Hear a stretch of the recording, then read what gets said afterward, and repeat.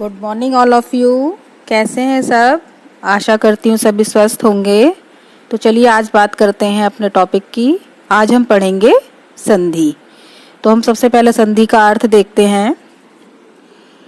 दो वर्णों के मेल को संधि कहते हैं, अर्थात जब प्रथम शब्द का अंतिम वर्ण तथा अंतिम शब्द का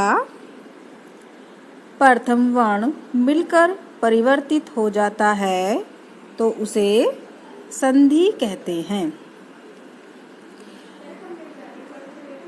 या फिर ये कह लो, दो वर्णों अथवा ध्वनियों के संयोग से होने वाले विकार को संधि कहते हैं। जैसे दो ध्वनियां ए तथा ई के संयोग से एक ही ध्वनि निकलती है, तो ऐसे हमारा हो जाएगा। हम एक शब्द लेते हैं उपेंद्र, तो इसका संधि विच्छेद होगा उपधन इंद्र, अर्थात उपेंद्र। इसी तरह से हम देखते हैं हिम धन आलय, तो हिम हो गया प्रथम वर्ण और प्रथम शब्द का जो ये माँ है, माँ में है हमारा आ, और ये दूसरा शब्द है हमारा आलय, आलय में है हमारा ये आ, तो हमारा आ और आ मिलकर बन गया ये वाला आ, है ना। तो हमारा हो जाएगा ये हिमालय।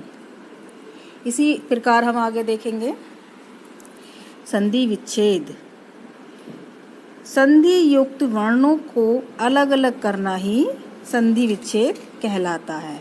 जैसे हमारा शब्द है गणेश, तो अगर हम इसको दो भागों में तोड़ेंगे तो हमारा हो जाएगा गण धन ईश, तो ये हो गया हमारा गणेश। तो बच्चों यही संधि विच्छेद कहलाता है। इसी प्रकार हमारा एक शब्द है महेश, तो हमने इसको दो भागों में बांट दिया, तो पहला हमारा शब्द हो जाएगा महा धन ईश, तो ये बन गया हमारा महेश। एक बात ध्यान रखिएगा बच्चों, दो वर्णों के निकट आने से केवल पूर्ण वर्ण में ही विकार अर्थात परिवर्तन होता है। यानी कि जैसे कि हमारा ये शब्द है हिमालय, तो जो हमारा पूर्व वर्ण है हिम है और द्वितीय वर्ण है हमारा आलय, तो जो परिवर्तन होगा केवल इसी में ही होगा।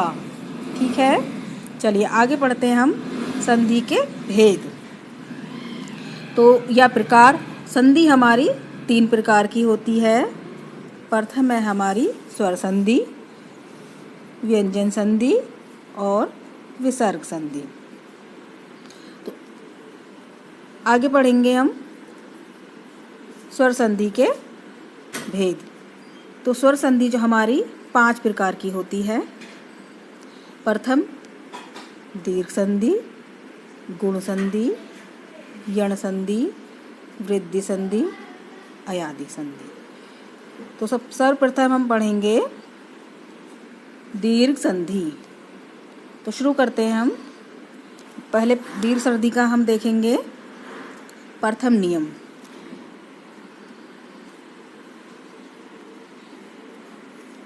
यह है हमारा बच्चों आ धन अ मिलकर बन जाएगा हमारा आ। उसी प्रकार पहले हमारा वर्ण हो आ, द्वितीय वर्ण हो आ, तब भी हमारा आ बनेगा। इसी प्रकार आगे देखिएगा आ धन आ ये तीनों ही हमारे आ ही बन जाएंगे। क्यों? क्योंकि जो हमारी दीर्घ संधि होती है, दीर्घ का अर्थ होता है बड़ा, तो हमारा इसमें बड़ा ही बनेगा। चलिए हम देखते हैं कुछ उदाहरण। जैसे है हमारा दीप, पहला हमारा शब्द हो गया दीप और दूसरा शब्द हो गया अवली। बच्चों एक बात ध्यान रखने वाली है, मैं आपको बताती हूँ। हम संधि विच्छेद उन्हीं शब्दों का करते हैं जिनका सार्थक अर्थ निकलता हो। जो हमारा प्रथम पद होता है या प्रथम हमारा शब्द होता है उसका भी सार्थक अर्थ निकलना चाहिए, और जो हमारा द्वितीय शब्द होता है उसका भी सार्थक अर्थ निकलना चाहिए। जिसका हमारा शब्द का सार्थक अर्थ नहीं निकलता है उसकी हम संधि विच्छेद नहीं करते। देखिएगा आप, जिस प्रकार हमारा है ये दीप, दीप का अर्थ आप जाते हैं दीपक, अवली, अवली का अर्थ होता है पंक्ति, तो इसका हमारा संधि हो गया दीपावली यानी दीपों की पंक्ति। उसी प्रकार देखिएगा हिम, हिम कहते हैं बर्फ को,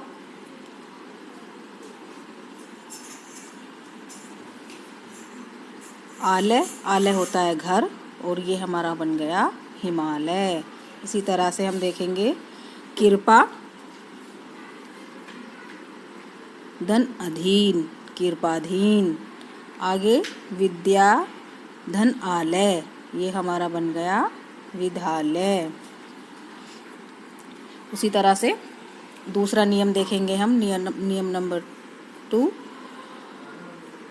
ई यानी कि छोटी ई दोनों मिलकर बनाएंगे हमारी बड़ी ई, और बड़ी ई हम ऐसे जब हम शब्द बनाते हैं तो बड़ी ई को हम मात्रा को ऐसे प्रयोग में लाते हैं। ये आगे देखिएगा छोटी ई, धन, बड़ी ई, तो हमारी क्या बन गई बड़ी ई। इसी प्रकार आगे देखेंगे बड़ी ई प्लस छोटी ई, दोनों ने मिलकर हमारी क्या बनाई बड़ी ई। बच्चों इसमें हमारा बड़ा ही बनेगा, प्रथम वर्ण, चाहे हमारे प्रथम वर्ण में अंतिम जो प्रथम वर्ण जो होता है हमारा, चाहे वो छोटा हो या बड़ा हो, हमारा दोनों मिलकर ही बड़े ही बनाएंगे। तो आगे देखिएगा,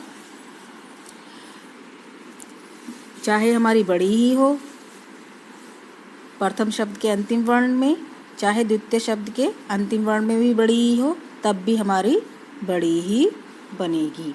यही हमारा दीर्घ संधि का नियम है। चलिए कुछ हम उदाहरण देख लेते हैं।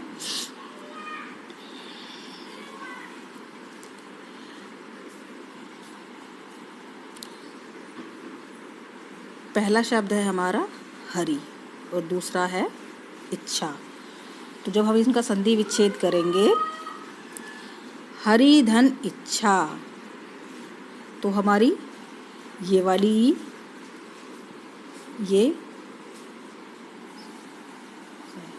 तो हमारी ये वाली ई, धन,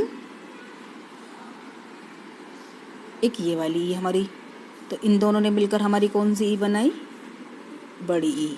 और बड़ी ई बच्चों हम जब हम शब्द प्रयोग करते हैं तो हमारी बड़ी ई की मात्रा ये वाली हो जाती है, तो हमारा शब्द हो जाएगा हरि इच्छा। इसी प्रकार हम आगे देखेंगे कवि धन इंद्र, तो क्या हो जाएगा हमारा ये कविंद्र। आगे देखिएगा, आगे शब्द है मही धन इंद्र, तो क्या बन गया बच्चों महेंद्र। नदी ईश, दो शब्द हो गए, तो जब हमने इनका संधि विच्छेद करा, नदी धन ईश, ईश कहते हैं बच्चों देवता को या ईश्वर, तो हमारा इसका बन गया क्या शब्द बन गया नदीश यानी नदियों का देवता। आगे देखेंगे हम संधि का तीसरा नियम,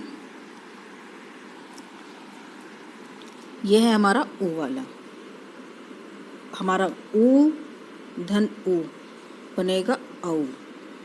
इसी प्रकार ऊ औ धन औ, औ ऊ औ, चाहे हमारा पहले वर्ण में ऊ हो और अंतिम वर्ण भी हमारा ऊ हो, तो क्या बन जाएगा ऊ। ठीक है बच्चों, अब हम कुछ नियम देख लेते हैं। और इससे पहले एक बात और मैं बता देती हूँ, जो हमारी मात्रा बनेगी बड़े ऊ की, ये हमारी इस तरह से बनेगी। और जो अगर हम छोटी ऊ की बात करें तो हमारा जो गुरु में आता है वो ऐसे ऐसे आता है छोटा ऊ, और अगर हम बड़े गुरु की बात करें तो हमारा जो इसमें आएगा वो इस तरह से, ये हमारा इस तरह से मुड़ जाएगा, ये हमारा ऊ हो जाएगा। तो छोटा ऊ हमारा इस तरह से होता है और बड़ा ऊ इस तरह से होता है। तो चलिए हम कुछ उदाहरण देख लेते हैं।